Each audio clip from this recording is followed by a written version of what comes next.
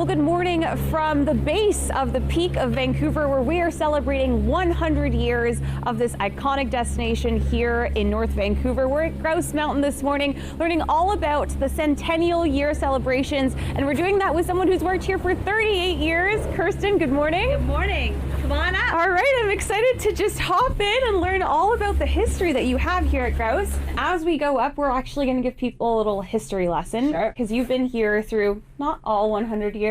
A large portion. But a large portion of it. So obviously the Grouse Mountain area has been here for millions of years. We know that. But it was first discovered as we know it today 100 years ago. Tell us about that discovery. Sure. What we're celebrating is 100 years of recreational activity up here. It's been around a lot longer, and obviously the Indigenous people have called it home much longer than we have. But what we're celebrating is the active recreation and really the lineage that this mountain has a tie-in to the city. Absolutely. And there's lots to take in. So in the 1920s, that's when mountain access was made easier with traffic along here. And in 1926, that's when your first lodge opened. Yeah. Unfortunately, it's not here anymore. No, it was lost to a fire. But I will say that was sort of the real time where the families and the culture and the growth and the passion and connection to the mountain happened. And it's just kind of gone on from there. So while that chalet is gone, we do definitely have a newer, bigger, better one. Yeah. And lots of activities and attractions for people to come up and enjoy year round. And then Kirsten, as we get higher elevation up here, we can see more of the city. But how do you teach city dwellers how to even ski or snowboard back in the 1950s? Yeah, it's a long tradition here, obviously. The Vancouver Sun had a great ski program here in the 50s, and we used a program called GLM, Graduated Length Method. You started on a short ski and you worked your way up to a taller ski, and we guaranteed that by the end of 4 lessons you could ski the cut. But of course, as if that wasn't enough fitness, you guys then introduced the Grouse Grind. Yeah, that's an anomaly. The grind has such a powerful draw for people to come up. Obviously, locals love it. There's tons that come up all the time. I will say that the gondola or the sky ride is a much easier way to get up. Definitely. But for a hike, it's a pretty cool thing to do. Yeah. All right. Well, Kirsten, there's so much to take in, and we are going to stay with you all morning to learn all about the Grouse Mountain Centennial Year celebrations. And if you have your moments that you have over the years here at Grouse Mountain, some memories, you can share them online on the website you see on your screen. And coming up next hour, like I said, we're going to learn how to ski, so stick around for that. But you're natural. I don't know about that.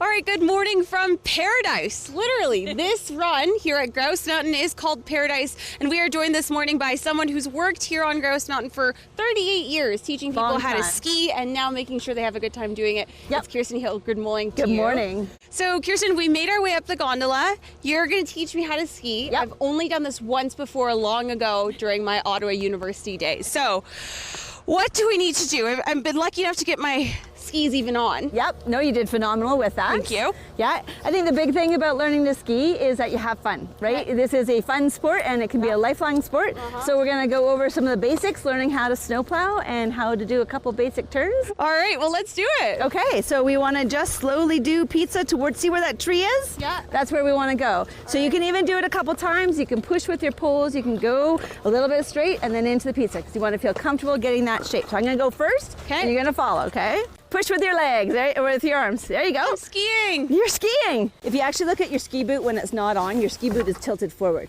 So you want to use that momentum because that is how you're going to get down the hill. And use your poles to push with momentum there. Okay. Right? There you go. Oh, shoot. Okay, now pizza. Shoot. Pizza. Okay, fall to the side. There you go. Fall to the side, There you go. Now you're halfway down. Okay, well, as you can see, I've made my way down, but not in the way you want. I have fallen, but I'm gonna get up. So how do I do that?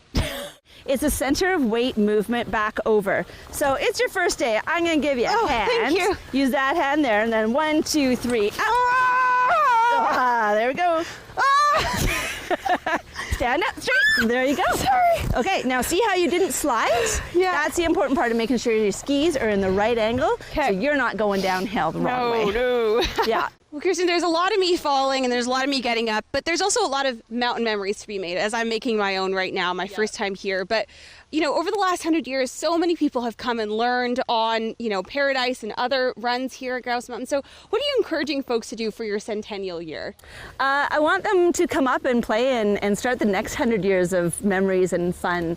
We've got a lot of products for people to come up year round. Our Y2 Play Pass is now on sale. It's a lot of fun. So, come up, take our lessons. We've got kid lessons through spring break. We've got adult lessons year round or winter season long. So come up and have fun. Talk to us a little bit about, what is there to do here on the mountain if skiing isn't your forte? Sure. We're really lucky because we have a little bit of everything. And even in the winter, if you don't want to ski or snowboard, we've got snowshoeing, we've got ice skating, we've got our light walk and lots of food and beverage options. Yeah. And then in the summer, it's a whole new world. We've got our shows like our lumberjack show and our birds of motion demonstration, along with lots of hiking available. We've got kids camps. You can go up and see the view from the very top. Yeah. It's a pretty magical place. And we're going to head down now to the show gallery to see the timeline of the last 100 years of Grouse Mountain as they celebrate their centennial. You can send in your mountain memories as well. Just use the hashtag mountain memories and head over to Grouse 100 to see all the centennial events going on throughout this year. All right, I think it's time for us to head back down. All right. Let's do it. Let's go. Bye. Well, where were you when you first learned how to ski or snowboard? For a lot of Vancouverites, it was right here on the grounds of Grouse Mountain, which is why they're inviting you to share your mountain memories just in time for their centennial year celebration. 100 years, Kirsten. 100 of them, yeah. It's pretty incredible. Now, the first documented memory we have here is in 1894. So what happened then?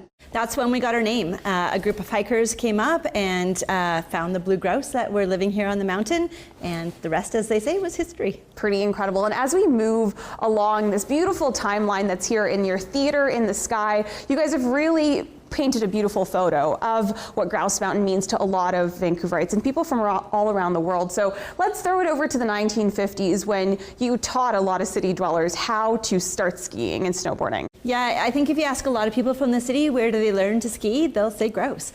We're really famous for having the Vancouver Sun Snow School here, and a lot of people learned how because we had a great program called the GLM with the Headway program, and people graduated learned to ski with Ornoff Johnson's programs. Pretty incredible. And as we move into the 60s, something pretty iconic happened, not just for Grouse, but really for the world of skiing and snowboarding. So in 1966, we opened our blue tramway, and that was a really much easier way for guests to be able to get to the top of the mountain instead of an old chairlift or hiking to the top. And it really was a big change in momentum of being able to get more people here to ski and then eventually snowboard. Pretty incredible. And right behind you here, we have, how you guys have honored Indigenous cultures. So talk to us a little bit about that. Yeah, well, we're celebrating our 100th celebration here. We know that the mountain has belonged to the Indigenous people of the Lower Mainland for many more years than that, and has always been part of our story, and we're really proud of the fact that we continue to share that story. We have an elder that works with us, Willie Nahani, and he gets to tell his stories and his heritage stories throughout the culture within our feast house. So Kirsten, as we mark the past, you also want to encourage people to keep making memories here for the centennial year celebration. So how are you inviting folks to do that with this campaign? Well, we really want to hear about everybody else enjoying the mountain over the last 100 years. I've got lots of my own stories, but we want to hear from everybody. So we want to see the photos, we want to hear all the cool things that have happened all year round, and we've got a lot of activities happening through the course of 2026 to mark this amazing occasion for us. Well, Kirsten, I've had a great morning up here on Grouse with you, learning how to ski, although I still think I need a few more lessons. We'll get you going. We'll get there. I have all year to learn in honor of the centennial year celebration here on Grouse Mountain. You can head online to grouse100.com to get your annual pass and enjoy what the mountain has to offer year round. But for now, I think let's head back out on the snow and try again. That sounds good to me. Let's do it.